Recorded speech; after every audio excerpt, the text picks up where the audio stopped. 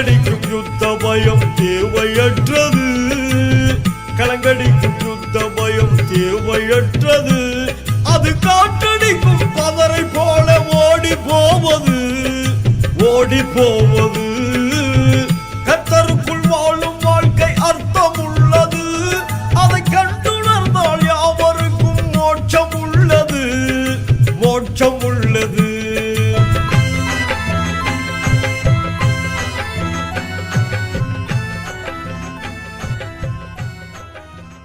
Brother praise lord. Praise the lord. Praise lord. உங்களை Jesus blood channel வழியாக சந்திக்கிறதுல பெரும் மகிழ்ச்சி அடைகிறோம். நன்றி. ஸ்டீபன் சித்திரபாண்டி அழகான பேரை உங்களுக்கு வச்சுருக்காங்க. இன்னைக்கு வந்து அதை விட அழகாக ஜொலிக்கிறீங்க, ஏன்னா ஆண்டவருக்கு ஊழியம் பண்ணுறதுனால. பிரதர் வேற ஒன்றும் இல்லை, நம்ம சேனல் வழியாக ஒரு புதிய பகுதி ஒன்று ஆரம்பிச்சிருக்கோம். சரி. கேட்க வேண்டிய கேள்விகள், சரி, சொல்ல வேண்டிய பதில்கள். ஏன்னா இது நம்ம கிறிஸ்தவ உலகில் நம்ம அநேக கேள்விகள் இருக்கும். ஏன்னா ஆண்டவர் பின்னால் போன சீஷர்களே அநேக கேள்விகள் கேட்டாங்க. ஆனால் அவர் அது அழகாக பதில் சொன்னார். பழைய ஏற்பாடு புதிய ஏற்பாட்டில் இருக்கக்கூடிய கேள்விகளை தொடர்ந்து பேசலான்னு இருக்கோம். அதில் உங்களை மாதிரி ஒரு நல்ல ஒரு ஆவிக்குரிய மனிதர், அதே நேரத்தில் நல்ல படித்தவர், எல்லா விதத்திலும் நல்ல பொருந்தக்கூடிய, அதனால் உங்களை சந்தித்து இந்த கேள்விகளை வைக்கிறோம். நீங்கள் கொஞ்சம் அதுக்கு சொன்னீங்கன்னா அநேகருக்கு அது பிரயோஜனமாக இருக்கும். விசுவாசத்தை தட்டி எழுப்பணும், அதான் மெயின். எல்லா நம்ம சபை பாகுபாடின்றி எல்லாருக்கும் இது வந்து ஒரு பெரிய எழுப்புதலை கொண்டு வரணும். அவங்க எண்ண ஓட்டத்தில் இருக்க சந்தேகங்களுக்கு ஒரு அழகான ஒரு தீர்வு கிடைச்சிதுன்னு அவங்க நம்பணும். இதன் மூலம் ஆண்டவர் அதிகமாக நம்புவாங்க. நிச்சயமா ஆவியானவர் வெளிப்படுத்துற பதில நான் உங்களுக்கு கொடுக்குறேன். ஜெபத்தோட கூட நான் இருந்ததுனால கர்த்தர் என்ன பதில கொடுக்குறாரோ அதை நான் உங்களுக்கு நான் சொல்றேன். இதன் மூலம் ஆண்டவருடைய நாமம் மகிமைப்படும் என்பதை நான் விசுவாசம். ஆமென், ஆமென். சரிங்க பிரதர், தொடங்குவோமா? தொடங்க. 1வது கேள்வி, ஆதியில் முதலில் படைக்கப்பட்ட மனிதன் ஆதாம். அவன் படைக்கப்பட்ட ஏதேன் தோட்டத்தில் இருந்தவன். அந்த தோட்டத்தை அவன் காவல் காக்க தவறியதால் தான் சர்ப்பம், அதாவது பாம்பு அதுக்குள்ள புகுந்ததா அப்படிங்கிற ஒரு சந்தேகம் இருக்கு. அவன் காவல் காக்க தவறியதால் தான் அந்த சர்ப்பம் உள்ளே புகுந்ததா? சர்ப்பம் உள்ள புகழ அந்த மிருகத்தையும் ஆண்டவர் தான் படைச்சாரு. சரி. காரணம் என்னன்னா, அது வந்து அவன் காவல் காக்க தவறி விட்டான்னு சொல்றது மனிதனுடைய சிந்தனையில வந்த ஒரு காரியம். ஆனா அதையும் ஆண்டவர் காட்டு மிருகங்களையும் ஆண்டவர் தான் படைச்சாரு. எப்படின்னா, நம்ம வேதத்துல இருந்து சில காரியங்களை பார்ப்போம். ஆதியாகமத்தினுடைய புஸ்தகம் 2ஆம் அதிகாரத்துல சொல்லப்பட்டிருக்கு. தேவன் தான் எல்லாம் படைச்சாரு. அதாவது புல் பூண்டு பறவைகள் மிருகங்கள் எல்லாவற்றையும் படைச்சாரு. அதுக்கு பேரிட்டதே வந்து ஆதாம் தான் பேரிட்டார். எப்படின்னா பாருங்க, ஆதியாகமம் 2ஆம் அதிகாரம் 19 நம்ம வாசிக்கும் பொழுது, தேவனாகிய கர்த்தர் வெளியின் சகலவித மிருகங்களையும் ஆகாயத்தின் சகலவித பறவைகளையும் மண்ணினாலே உருவாக்கி ஆதாம் அவைகளுக்கு என்ன பேரிடுவான் என்று பார்க்கும்படி அவைகளை அவனிடத்தில் கொண்டு வந்தார். அந்தந்த ஜீவ ஜந்துக்கு ஆதாம் எந்தெந்த பேரிட்டானோ அதுவே அதற்கு பேராயிற்று. 20ஆம் வசனத்துல, அப்படியே ஆதாம் சகலவித நாட்டு மிருகங்களுக்கும் ஆகாயத்து பறவைகளுக்கும் சகலவித காட்டு மிருகங்களுக்கும் பேரிட்டான். ஆதாமுக்கோ ஏற்ற துணை இன்னும் காணப்படவில்லை. ஏதுன்னு சொல்லுது. அப்ப பாருங்க, இதெல்லாம் அவரு ஆண்டவர் படைத்தார். தோட்டத்துக்குள்ளேயே படைச்சாரு. வெளியே இருந்து பாம்பு என்ன செய்யல, உள்ள வரல. இது வந்து ஒரு மிருகம். அது மனித இனத்து மனுஷனும் ஒரு மிருகம் தான். அதே போல அது ஒரு மிருகமா ஆண்டவர் படைச்சாரு. ஆனா அவன் காவல் காக்க தவறவில்லை. வேதம் நமக்கு தெளிவா அழகா சொல்லுது. எல்லாமே கர்த்தருக்கு ஒரு திட்டம் உண்டு. கேட்டீங்களா? அதுபடிதான் எல்லாமே நடக்குது. அப்போ மனுஷனுக்கு ஆண்டவர் நன்மை தீமை அறியக்கூடிய ஒரு காரியத்தை ஆண்டவர் கொடுத்திருக்காரு. அது மனுஷன் தான் அதுக்கு என்ன செய்யணும், முடிவு பண்ணணும். கேட்டீங்களா? அதனால வந்து ஆதாம் வந்து காவல் காக்க தவறல. அவன் காவல் காக்க தவறினதுனால சர்ப்பம் தோட்டத்துக்குள்ள வரல. கர்த்தர் தான் அந்த தோட்டத்துக்குள்ள அந்த மிருகத்தை படைச்சார். ஏதேன் தோட்டத்தை படைக்கும் போதே படைச்சிட்டாரா? அது ஆமா, ஏதேன் தோட்டத்தை படைக்கும் போதே படைச்சிட்டாரு. அதுக்கு பேரே ஆதாம் தானே பேர் விட்டான்.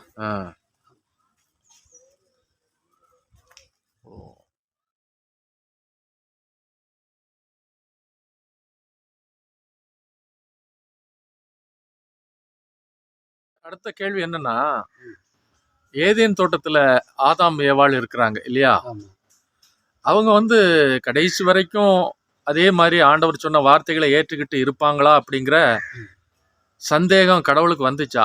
அவங்க விழுந்து போவாங்களா? ஆண்டவர் சொல்படி கேட்பாங்களா அப்படிங்கிறது கொஸ்டினா இருக்கு. சரி. அவங்க விழுந்து போவாங்க அப்படிங்கிறது கர்த்தருக்கு முன்பே தெரியுமா? அவங்க விழுந்து போவாங்க அப்படிங்கிறது கர்த்தருக்கு முன்பே தெரியும். ஏன்னா அவருடைய ஒரு ரட்சிப்பின் திட்டம் ஆண்டவர்னா உலக தோற்றத்துக்கு முன்பதாகவே நான் ஒன்னு தெரிஞ்சுக்கிட்டேன் அப்படிங்கிறாரு. அப்போ இந்த மாதிரி மனுஷன் நம்ம படைப்போம், மனுஷன் இந்த உலகத்துல அவன் பெருகணும், அவனுக்கு அவன் பாவத்துல விழுவான், அவனுக்காக ஒரு ரட்சிப்பின் திட்டம், அவனை மீட்கிறதுக்கு ஒரு திட்டத்தை ஆண்டவர் தான் என்ன செஞ்சாரு, வகுத்தாரு. அவருக்கு தெரியாம ஒன்றும் சம்பவிக்க போறதே இல்லை. ஏன்னா நம்ம ஒரு மனுஷன் இன்னைக்கு நம்ம எப்படி இருக்கோம் அப்படிங்கறத ஆண்டவர் முதல்ல அவருக்கே தெரியும். நீ இப்படிதான் இருப்ப அப்படின்னு சொல்லி தெரியும். நம்ம ஆரம்பத்துல பாருங்க, அன்பு சகோதரர் டிஜிஎஸ் தினகரனுக்கு ஒரு நல்ல ஒரு கிஃப்ட் ஆண்டவர் கொடுத்திருந்தாரு. ஒரு நபரை பார்த்த உடனே அவர் என்ன சொல்லிடுவாராம், நீ இப்படிதான் இருந்த, நீ இப்படிதான் இருக்க, நீ இப்படிதான் வருங்காலத்துல இருப்பா அப்படிங்கறத கரெக்டா தீர்க்க தரிசனமா சொல்லிடுவாரு. அப்போ அது என்னன்னா தேவனுடைய ஒரு திட்டம். நம்ம கொண்டு அவர் அன்னைக்கே முன்குறிச்சிட்டாரு. நம்ம ரட்சிப்புல இல்லாம இருந்திருக்கோம், ஆனா ஒரு ஏற்ற நாள் வரும்போது நம்ம ஆண்டவரை ஏத்துக்கிட்டதும் ரட்சிக்கப்படுறதும் நம்ம லைஃப் இப்படிதான் இருக்கும், ஆண்டவர் நம்மளை கொண்டு என்னென்ன காரியங்கள் செய்யணுமோ அன்னைக்கே அதை என்ன பண்ணிட்டாரு, அவர் முன்குறிச்சிட்டாரு. அதுதான் இல்ல அப்படி அவருக்கே தெரியுமில்ல விழுந்து போவாங்க அப்படின்னு தெரிஞ்சும் அவங்கள படைச்சிருக்கிறதுக்கான காரணம் என்ன? படைச்சிருக்க காரணம் என்னன்னா, அதான் மனித இனத்தை இந்த பூமியில பெருக பண்ணணும். அதான் ஆண்டவருடைய ஒரு திட்டம். கேட்டீங்களா? மனுஷனை பாவத்துல விழ பண்ணணும், அப்பதான் அவனை மீட்க முடியும். இந்த இனப்பெருக்கம் பூமியில அதிகமா பெருகும். அதுக்கு ஒரு மனுஷன் தேவை. அதனாலதான் அந்த தூதருக்கு பூமியில தள்ள விட்டாரு. தள்ளப்பட்ட தூதன்ல 3ல் 1 பங்கு தூதர்கள் தள்ளப்பட்டு போனா இந்த பூமியிலயும் அவர் வச்சிருக்காரு. அதே நேரத்துல பாதாளத்திலயும் நிறைய காவல் ஆவில வைக்கப்பட்டிருக்கு. கேட்டீங்களா? அப்போ ஒரு மனுஷன் விழுந்து போனா பாவத்துல வீழ்த்ததுக்கு ஒரு ஆள் தேவை. அதுதான் அந்த பிசாசின் மூலமா அந்த காரியங்கள் நடக்குது. இல்ல இதுவும் தேவனுடைய திட்டம் தானா? இதுவும் தேவனுடைய ஒரு திட்டம் தான். அப்ப இது வந்து ஒரு தீமையான திட்டம் இல்ல? எப்படி தீமையா? நல்ல திட்டம். அவரு முன்குறிச்சவங்களை எப்படி கொண்டு வர முடியும்? தேவன் முன்குறிச்ச வித்துக்களை ஏற்ற காலத்துல அந்தந்த காலங்கள்ல கொண்டு வரணும்ல. ஆமா. இப்போ ஒரு விவசாயி ஒரு தோட்டத்துல பயிரிடுறாருன்னு வைங்களேன், கொஞ்சம் அவர் நிறைய மகசூல் எடுக்கணும்னு தான் விரும்புவாரு. அந்த விதைகளை போட்டு அது மூலமா அந்த பயிர் வளரும், அதிகமான மகசூலை எடுக்கணும். அதே போல தேவன் அன்னைக்கே நான் உன்னை குறிச்சிட்டேன், முன்குறிச்சிட்டேன் அப்படின்னு சொல்லி சொல்றாரு. அப்போ ஒவ்வொரு காலத்திலையும் அவர் தெரிந்து கொண்ட ஆத்துமாக்களை தன்னுடைய ராஜ்யத்துல கூட்டி சேர்க்கணும். அதுக்கு அப்போ தீமையான தீமையை நன்மையாய் அவர் மாற்றுகிறார். ஆமென். இப்போ அந்த இதே கான்செப்டை வந்து இப்போ வந்து ஆத்திகர் வந்து ஏத்துக்கிட்டோம். ஆத்திகம் நாத்திகம் இருக்குல்ல, நாத்திகம் பேசுறவன் வந்து ஏத்துக்க மாட்டேக்கானே, ஏத்துக்கிட மாட்டான். என்ன கடவுளே இப்படி செய்யறாரா, அது எதுக்காக செய்யறாரு அப்படின்னு ஒரு கொஸ்டின் வைக்கிறான். கண்டிப்பா அறிவியல் ரீதியில அதை பாக்குறான். ஆனா ஆண்டவர் அதுக்கான ஒரு நோக்கமும் ஒரு திட்டமும் வச்சிருக்காரு. அந்த திட்டம் நன்மைக்கு ஏதுவா இருக்கும் அப்படின்னு அவனுக்கு தெரியுறது இல்லை. அதுதான் கொஞ்சம் ஆண்டவர் அதாவது நன்மை தீமை அறியக்கூடிய விருட்சத்தை அங்க வச்சிருந்தாரு. அப்ப அவர் சொன்னாரு, நீ இதை புசிக்காத, புசிக்க நாள்ல நீ சாகவே சாவாய்னா வந்து அது ஒரு ஆவிக்குரிய மரணத்தை குறிப்பிடுறது, ஸ்பிரிச்சுவல் டெத்து. அவன் பழத்தை சாப்பிட்டா பாவத்துல விழுந்தா, ஆனா அவன் அதோட சாகல. அப்போ அதுக்குரிய மீனிங் என்னன்னா, ஆவிக்குரிய அர்த்தம், ஆவிக்குரிய ரீதியா நீ மரிச்சு போவ அப்படிங்கறது அர்த்தம். அப்போ பாருங்க, அப்போ இந்த காட்டு மிருகங்கள்ல தந்திரமானது இந்த பாம்பு, அது அந்த தோட்டத்துல இருந்துச்சு. இப்போ நம்ம நாத்திகர்லாம் பாம்பு பேசிச்சுன்னு சொன்னா யாராவது நம்புவாங்களா? கண்டிப்பா நம்ப மாட்டாங்க. ஆனா வேதம் என்ன சொல்றத நம்ம நம்புறோம். இன்னைக்கு ஒரு மனுஷன் சொன்னதை கிரிட்டிசைஸ் பண்ணுவான். ஆனா வேதம் சொல்றத நம்ம கிறிஸ்தவங்க ஏற்றுதான் ஆகணும். அதை எந்த கிரிட்டிசைஸ் நம்ம என்ன செய்ய முடியாது, பண்ண முடியாது. இப்போ பாருங்க, உதாரணத்துக்கு பாம்பு பேசிச்சுன்னு சொல்றோம், யாரோ நம்புவாங்களா? நம்ப மாட்டாங்க. பாருங்க, சர்ப்பம் பேசியது, பாம்பு காது கிடையாதுங்கிறாங்க. ஆதியாகமும் 3ஆம் அதிகாரம் 1ஆம் வசனத்துல, தேவனாய் கர்த்தர் உண்டாக்கின சகல காட்டு ஜீவன்களை பார்க்கிலும், பாருங்க தேவன் தான் உண்டாக்கினாரு, சர்ப்பமானது தந்திரம் உள்ளதா இருந்தது. அது ஸ்திரியை நோக்கி, நீங்கள் தோட்டத்தின் நடுவில் சகல விருட்சங்கள் கனியும் புசிக்க வேண்டாம் என்று தேவன் சொன்னது உண்டோ என்றது.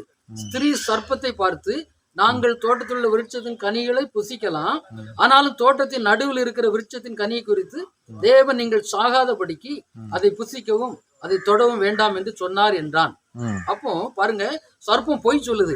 சர்ப்பம் சிறிய நோக்கி, நீங்கள் சாகவே சாவதில்லை, நீங்கள் இதை புசிக்கும் நாளிலே உங்கள் கண்கள் திறக்கப்படும் என்றும் நீங்கள் நன்மை தீமை அறிந்து தேவர்களைப் போல இருப்பீர்கள் என்றும் தேவன் அறிவார் என்றது. எவ்வளவு தந்திரமா கிரியை செய்யறான். அப்போ பாருங்க, இதுல ஒண்ணு நல்லா நம்ம புரிஞ்சு கூட வேண்டிய விஷயம், இதுல ஆழ்ந்த ரகசியங்கள்லாம் மறைஞ்சிருக்குது. அப்போ இவ சர்ப்பத்தோடு தொடர்பு கொண்டா. ஒரு நாள் 2 நாள்ல நல்லா பழகும் போதுதானே நின்று பேசுவாங்க. அது கூட தொடர்பு வச்சிருந்தா அப்ப அது எப்படி இருந்ததுன்னா, அது பேசக்கூடிய தன்மையை பெற்ற அந்த மிருகத்துக்கு மனித உடலமைப்பு போன்ற ஒரு தோற்றம் இருந்தது. வித்தியாசமா இருக்கும். இப்போ மனித குரங்கை எடுத்துக்கிடுமா உதாரணத்துக்கு, அது மனுஷனை போல இருக்கு. அது கேரக்டர், அது சிரிக்கிறது, ஓடுறது, சில கேரக்டர் எல்லாம் மனிதனுடைய தன்மைய அது ஒத்து இருக்குது. மனுஷனை போல அதுக்கு உறுப்புகள் எல்லாமே என்ன செய்யுது, இருக்குது. அதுவும் இந்த பாம்பும் அப்படி இருந்தது. கேட்டீங்களா? கடைசியா அது சபிக்கப்பட்டுச்சு. சபிக்கப்பட்ட பின்னாடிதான் ஆண்டவர் அதை என்ன சொல்றாரு, ஆதியாகமம் 3:14 பார்ப்போம். ஆதியாகமம் 3:14. ஆமா, ஆதியாகமம். அந்த பாம்பை வந்து சபிச்சிடுறாரு இல்லையா? சபிச்சிருக்காரு. பாருங்க, அதுல என்ன சொல்றாரு, அப்பொழுது தேவனாய் கர்த்தர் சர்ப்பத்தை பார்த்து அவருக்கு தெரிஞ்சுக்கிட்டு ஆதாம்கிட்ட கேட்காரு, 2 பேரும் ஓடி ஒளிறாங்க, நமக்கு தெரியும். அப்போ தேவனாய் சர்ப்பத்தை பார்த்து, நீ இதை செய்தபடியால் சகல நாட்டு மிருகங்களிலும் சகல காட்டு மிருகங்களிலும் சபிக்கப்பட்டிருப்பாய், நீ உன் வயிற்றினால் நகர்ந்து உயிரோடு இருக்கும் நாளெல்லாம் மண்ணை தின்பாய். இங்க பார்ப்போம், நம்ம காட்டுல பெரிய பெரிய மலைப்பாம்பு எல்லாம் பார்ப்போம். ஒரு பெரிய மனுஷனையோ பெரிய ஆட்டையோ விழுங்கக்கூடிய, ஒரு மானையோ விழுங்கக்கூடிய ஒரு தன்மை அதுக்கு இருக்குது. அப்போ அது நேர ஸ்ட்ரைட்டா இருக்கும்போது அதுக்கு சில உறுப்புகள்லாம் அது ஆண்டவர் வந்து பின் நாட்கள்ல அந்த விஞ்ஞான கூரை மறைச்சிட்டார். ஆண்டவர் அதை மறைச்சிட்டாரு. அதான் உண்மை. அப்போ பேசிச்சுன்னு சொல்றத நம்புற நாம ஏன் அது இப்படிப்பட்ட ஒரு உடலமைப்பு பெற்று இருந்தது அப்படிங்கறத கண்டிப்பா நம்ம நம்பிதான். ஏன்னா வேதத்துல நிறைய நமக்கு வந்து இந்த வேதம் ரத்தின சுருக்கமா கொடுக்கப்பட்டிருக்கு. அப்ப இப்பேற்பட்ட காரியங்கள்லாம் தீர்க்க தரிசிக்கு மாத்திரமே வெளிப்படும். அவங்களுக்கு தான் தெரியும். அது ஒரு பிசாசு தானே அந்த சர்ப்பம். ஆமா, சர்ப்பம். அப்ப சர்ப்பம் வந்து ஆண்டவர்கிட்டே வந்து நின்று பேசிச்சுல. ஆமா, அதனால அது நிச்சயமா அது பேசக்கூடிய சர்ப்பமா தான் இருக்கும். பேசக்கூடிய சர்ப்பமா தான் இருக்கும். இல்ல, அது வந்து இது வந்து மிருகம். இப்ப ஏவாளை வஞ்சிக்கும் போது அவன் என்ன பண்ணா, சாத்தானுடைய ஆவி அந்த சர்ப்பத்துக்குள்ள புகுந்துட்டு, படிக்கும்போது உங்களுக்கு தெரியும், சாத்தானுடைய ஆவி அவன் வந்து ஒரு மனித அவதாரம் எடுக்க முடியாது. இயேசுநாதர் வந்து தேவாதி தேவன் வந்து நமக்காக நம்மளை மீட்கிறதுக்காகவே அடிக்கப்படுறதுக்காகவே மரியாளுடைய கற்பத்துல ஒரு குழந்தையா வந்தாரு. ஆனா சாத்தான் வந்து இப்படி வர முடியாது. இன்னொருத்தருக்குள்ள புகுந்துதான் அவன் காரியத்தை நடப்பிக்கணும். அவன் என்ன பண்ணா, அவன் தந்திரமா, அவன் ஆவியா இருக்கான், அவனும் ஒரு ஸ்பிரிட். இப்போ இங்க உள்ள பாம்பு, இந்த பாம்புக்குள்ள அவனுடைய ஆவி உள்ள புகுந்து பேசுறது, வேலை செய்யுது. அதுதான் உண்மை. சரி, இது வந்து ஆண்டவருடைய திட்டம் தானே? எப்படி இது? ஆமா, ஆண்டவருடைய பிளான் தான்.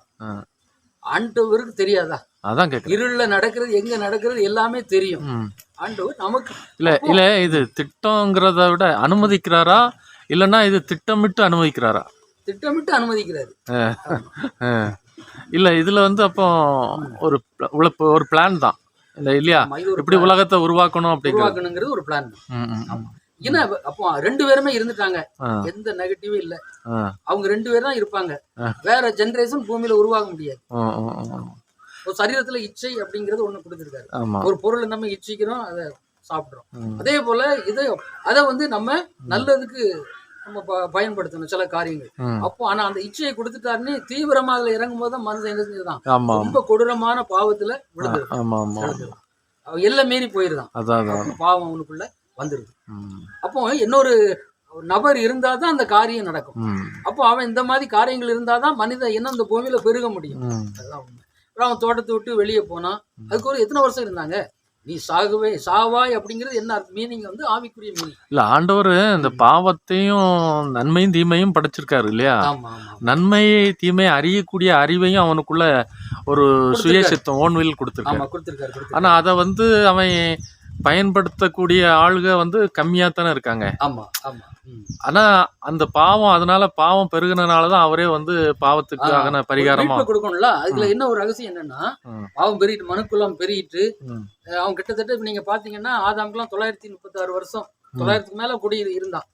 அதுக்கப்புறம் நிறைய 800 வருஷம் இப்படி இருந்து அவங்களுக்கு ஏகப்பட்ட பிள்ளைகள். இன்னைக்கு உடைய காலத்தை நம்ம பார்க்கும்போது இந்த ஜெனரேஷன் பூமியில பெருகிட்டு, இனி பாப்புலேஷன் வேண்டாம், அந்த அளவுக்கு மக்கள் தொகை பெருகிட்டு, இனி அறுவடை தான். சரிங்களா? இயேசு சீக்கிரமா வரப்போகிறார் அப்படின்லாம் சொல்லி நம்ம வேதத்துல படிச்சிருக்கோம். அதுக்கு அந்த சம்பந்தமான காரியங்கள்லாம் இப்ப சம்பவிச்சுக்கிட்டு இருக்குது. அப்போ அதுக்காக அதை அனுமதிச்சு கடைசியில பாருங்க, இப்ப சங்கீதத்துல நம்ம வரும் பொழுது மனுஷன் இருக்கிறது அவன் மாம்சத்தோட நான் போராடுவதில்லை, 70 வருஷம் தான், பலத்தின் மிகுதியினால் 80 வருஷம் அவன் இருப்பான். அப்போ இன்னைக்கு பெருகின மனுஷன் ரட்சிக்கப்படணும். அதுக்கு தெய்வம் ஒண்ணு தன்னுடைய ரத்தத்தை சிந்தணும். வேதம் என்ன சொல்லுது? ரத்தம் சிந்துதல் இல்லாமல் பாவ மன்னிப்பு இல்லை, எபிரேயருடைய புஸ்தகத்துல சொல்லப்பட்டிருக்கு. ஆனா பழைய ஆகமங்கள் ரீக்கி யஜூர் சாம் அதர்வனெல்லாம் இருக்கு, அந்த ஆகமங்கள்லயும் மனிதனுடைய பாவத்திற்காக தெய்வம் ஒன்று பலியாக வேண்டும். அது வந்து இந்துக்களுடைய ஆகமம், அதுலயும் சொல்லப்பட்டிருக்கு. கேட்டீங்களா? அப்போ பாருங்க, அதற்காக இயேசு கிறிஸ்து மனித அவதாரம் எடுத்து இந்த பூமிக்கு வர வேண்டியதாயிற்று. அதுக்குதான் இந்த மாதிரி காரியங்களை அவர் அனுப்பி. ஏன் ஒரு சாத்தான அன்னைக்கு அவன் தப்பு பண்ணா ஏன் அவங்க வானத்திலே அவர் அழிச்சிட வேண்டியதானே? ஏங்க பூமிக்கு அனுப்புறாரு? இன்னும் இதை விட முரட்டான ஆவிகள்லாம் பூமியில ஏன் பாதாளத்துல அடைச்சு வச்சிருக்காரு? அவருக்கு தெரியாம ஒண்ணுமே இல்லை, அவர் எங்கும் நிறைந்திருக்கிறார். ஆதாம் தப்பு பண்ணும் போது அவருக்கு தெரியும், ஏவாள் தப்பு பண்ணும் போது அவருக்கு தெரியும். ஆனா நன்மைக்காக அதை அனுமதிக்க அதைத்தான் மனுஷன் சொல்றான், தப்பு பண்றது நான் இல்ல, என்ன அறியாமலே நான் தப்பு பண்றேன், அப்போ வந்து என்ன எனக்கு எப்படி தண்டனை கொடுக்க முடியும் அப்படிங்கிறான். இல்ல சில மனிதர்கள் தவறு பண்றாங்கல்ல, இதை ஆண்டவரே தடுத்து நிறுத்திருக்கலாம்ல அப்படிங்கிறானே அப்படின்னு சொல்றானா? அது எப்படி அவனுக்கு நீ இப்படிதான் நடக்கணும் அப்படின்னு சொல்லிட்டாரு. ஒரு சட்டம் இருக்குது, அப்ப நம்ம இந்த சட்டத்தை மதிச்சுதானே ஆகணும் நாட்டுல. அதுக்கு விரோதமா நம்ம செயல்படும் போது என்ன ஆகும்? நமக்கு தெரியுது எல்லாமே. இது இந்த வழியில போக கூடாது, தவறான பாதை, இந்த மாதிரி நம்ம திருடக்கூடாது, கொள்ளையடிக்கூடாது அப்படின்லாம் தெரியுது. இப்ப அந்த காரியத்தை நம்ம செய்யும் போது சட்டத்தின் முன்னாடி குற்றவாளி ஆயிருந்தோம்ல. அப்ப தேவன் இந்த பாவங்கள்லாம் நீ செய்யாத அப்படின்னு சொல்லிட்டாரு. நம்ம சரி, அவர் மன்னிக்கிற தேவன், கிருபையுள்ள தேவன், கிருபையா சில இதை மன்னிச்சிருந்தாரு. பாவ அறிக்கை நம்ம பண்ணும்போது மன்னிச்சிருந்தாரு. ஆனா அதுக்கு பிறகு அவன் துணிகரமா செய்யறான்னா, ரட்சிக்கப்பட்டாச்சு, நீ பரிசுத்த வேண்டிய அபிஷேகத்தை பெற்றுட்டா, அதுக்கு பிறகு துணிகரமா பண்ணானா அது ஒரு பெரிய பாவம். ஆனா அதே நேரத்துல சந்ததியான சாபங்கள் நிமித்தமா தான் பாவம் பண்றாங்க அப்படின்னு சொல்றாங்கல்ல. சாபம் அப்படின்னா அது ஆமா, சந்ததியானா முற்புதாக்கள். இப்ப வேதத்துல என்ன சொல்லியிருக்காருன்னா, அந்த முற்புதாக்கள் போய் செய்த சாபம் 3ஆம் 4ஆம் தலைமுறை வரைக்கும் நான் விசாரிப்பேன் அப்படின்னு சொல்றாரு. அவன் தண்டனை தப்ப முடியாது. அது யாரால நீங்க? இயேசு கிறிஸ்துவால நீங்க. அவர் அந்த சாபத்துக்காக தான் அவர் சிலுவையில ரத்தம் செஞ்சிருக்காரு. அந்த சாபத்தை சிலுவையில அவர் முறிச்சு போட்டாரு. அப்போ அந்த ஆத்மா வந்து தேவனை ஏற்றுக்கொள்ளும். இயேசு கிறிஸ்துவே, நீர் எனக்காக ரத்தம் சிந்தினேரு, நான் அதை விசுவாசிக்கிறேன், என் பாவங்களை மன்னிச்சிடும் ஐயா, என் குடும்பத்தில் உள்ள சாபத்தை நீர் எடுத்து போட்டுரும் அப்படின்னு சொல்லி அவன் ஜெபிக்கும் பொழுது தேவனுடைய ரத்த கோட்டைக்குள்ள வரும்போது இந்த சாபத்தெல்லாம் எடுத்து போட்டுருவார். அப்படி ஆண்டவருக்குள்ள வரணும், உண்மையா வரணும். என்னுடைய குடும்பத்துல பாருங்க, உதாரணத்துக்கு ஆண்டவரே சொன்னாரு, நிறைய சாபங்கள்லாம் இருந்தது. ஆமா, பாரம்பரியத்தின் ஆவிகளால வந்த சாபம். அப்போ அதெல்லாம் எடுத்து போட்டேன்னாரு. அதெல்லாம் நான் எடுத்து போட்டுட்டேன். போராடின தீய ஆவிகள், குடும்பத்துக்கு விரோதமா போராடின எல்லா தீய ஆவிகளும் ஆண்டவர் என்ன பண்ணிட்டாரு? அதெல்லாம் சுட்டு எரிச்சிட்டாரு. அவருடைய கிரியைகளை அழிச்சு போட்டாரு. கம்ப்ளீட்டா எல்லாமே இதாயிடுச்சு. நீங்க ஆண்டவருக்குள்ள வந்த பிறகுதான் அபிஷேகம் பெற்ற பிறகு, நான் அக்கினி அபிஷேகம் பெற்ற பிறகுதான் இந்த போராட்டங்கள் நீங்கிச்சு. எல்லாத்தையும் ஆண்டவர் எடுத்து போட. அதுக்கு முன்னாடிலாம் இந்த சத்துருக்கள் மோதுறதை நான் பார்த்திருக்கேன், அது கிரியை செய்த பார்த்திருக்கேன். அபிஷேகம் பெற்ற பிறகு என்னுடைய ஆவிக்குரிய கண்களால எனக்கு அதெல்லாம் வெளிப்படுத்தி காமிச்சிருக்கேன். இல்ல, ஆண்டவருக்குள்ள வந்த பிறகும் சில சாப பாவ விமோசனங்கள்ல இருந்து அவங்களால விடுபட முடியலன்னா அப்படி ரொம்ப பேர் இருக்காங்களா? ஆண்டவரை தேடாம பின்வாங்கி போயிடுறாங்க. இப்போ பாருங்க, பிசாசுடைய கிரியை இந்த பூமியில இருந்து அவர் எடுத்து போடல. அவனுக்குன்னு ஒரு நாளை நியாய தீர்ப்பு நாள்னு ஆண்டவர் நியமிச்சு வச்சிருக்காரு. அவன் அது வரைக்கும் போராடிக்கிட்டு இருப்பான். எபேசியர் 6:12 நம்ம படிக்கிறோம். மாம்சத்தோடும் இரத்தத்தோடும் துரைத்தனங்களோடும் அதிகாரங்களோடும் இப்பிரபஞ்சத்தின் அந்தகார லோகாதிபதிகளோடும் போராட்டம் உண்டு, ஆனாலும் திடன் கொள்ளுங்கள், நான் உலகத்தை ஜெயித்தேன் அப்படிங்கிறாரு. பாருங்க, ஜெபத்துல அந்த மாதிரி இருக்கணும். இல்ல அப்படின்னு சொன்னா உங்க லைஃப் அவன் பார்ப்பான். பார்த்து கடைசியில் உங்களுக்குள்ள பிரச்சனையை கொண்டு வந்துடும். ஒரு சபையில் நான் பார்த்தேன் ஆரம்ப காலத்தில் ஓசூரில் ஒரு பயங்கரமான அந்த ஒரு சர்ப்பம். அதை பார்த்தீங்கன்னா அந்த ஆராதனை நடக்கும்போதே பார்ப்போம், ஓணான் செதில் மாதிரி இருக்கும். தலை பார்த்தீங்கன்னா அவ்வளோ சைஸ் இருக்கும், ஓணான் செதில் மாதிரி இருக்கும். அப்படியே பார்க்கும், வாயை பிளந்துக்கிட்டு தூரத்துல இருந்து பார்க்கறது ஆண்டவர் வெளிப்படுத்துவார். அந்த ஆளா சர்ப்பம், வலு சர்ப்பம், அது ஆதியில ஏவாளை வஞ்சித்த சர்ப்பம். அதே இது அப்படி உங்க கண்ணு முன்னால தெரியுமா? ஆமா, நம்ம ஆவிக்குரிய கண்கள் திறக்கப்பட்டாலே உங்களுக்கு காமிப்பார். இப்போ நீங்க ஜெபம் பண்ணுங்க, ஆண்டவரே என்னுடைய ஆவிக்குரிய கண்களை திறந்துருன்னு சொல்லி ஒவ்வொரு நாளும் ஜெபம் பண்ணுங்க. திறக்கிற வரைக்கும் ஆண்டவரை விடாதீங்க, உங்க கண்களை திறப்பாரு. அப்ப தெரியும் வந்து மோதுறது. நீங்க ஜெபிக்க போற இடங்கள்லாம் அவங்களுக்கு விரோதமா செயல்படுறதெல்லாம் அவங்களுக்குள்ள இருந்து வெளியேறது உங்க கண்ணுக்கு நல்லா. அது எல்லாத்துக்கும் கிடைக்குமா? அந்த இது கண்டிப்பா கிடைக்கும். 2 ராஜாக்கள் கேட்கிறவனும் பெற்றுக்கொள்வது. ஆமென். நீங்க 2 ராஜாக்கள் 6:17-18 பார்க்கும்போது அது பயமா இருக்காதா? எலிசாவுடைய வேலைக்காரன் கண்களை ஆண்டவர் திறந்தாரு. அவன் வெளியே போறான். அவன் வந்து குருடன் கிடையாது. அவன் வந்து நம்மளை போல மாம்சீக கண்ணால இந்த உலகத்தெல்லாம் பார்க்க. அப்படி வெளியே போகும்போது சீரியாவின் சேனைகள் வந்து இஸ்ரவேல் நாட்டை முற்றுகை போட்டிருந்தது. ஏகப்பட்ட படைகள், இங்க ஒண்ணுமே கிடையாது, யாருமே இல்லை, இங்க படைகள் இல்லை, ராணுவம் இல்லை, ஒண்ணுமே இல்லை. உடனே பயந்து விழுந்து அடிச்சு ஓடி வந்து எலிசா கிட்ட சொல்றான். எலிசாவுடைய வேலைக்காரன் அவன். உடனே இவனுக்கு விசுவாசம் இல்லையே அப்படிங்கறத அவர் நினைக்கிறாரு. அவனை விட அவனை விட நம்மோடு இருக்கிறவர் பெரியவர் அப்படின்னு சொல்லிட்டு ஆண்டவரே இவன் பார்க்கும்படி இவன் கண்களை திறந்தருளும் அப்படிங்கிறாரு. உடனே ஆண்டவர் அவன் ஆவிக்குரிய கண்ணை திறந்த உடனே என்ன நடந்தது? ஏகப்பட்ட அக்கினி ரதமும் குதிரைகளும் அந்த இடத்தையே அப்படியே சூழ்ந்திருந்தது. தேவனுடைய மிலிட்ரி, தேவனுடைய ஆர்மி அங்க என்ன செஞ்சிட்டு அக்கினி ரதமா குதிரைய ஆவியின் ரூபத்துல வந்துட்டு வந்த உடனே அந்த படைகள் மேல தேவனுடைய வல்லமை கிரியை செய்ய ஆரம்பிச்ச உடனே அவன் கண் மயக்கம் உண்டாகி கண்கள்லாம் ஒரு மாதிரி கண்ணு தெரியாத மாதிரி 4 பக்கம் சிதறி ஓடணும். ஒரு பெரிய வெற்றியை கொடுத்தாரு.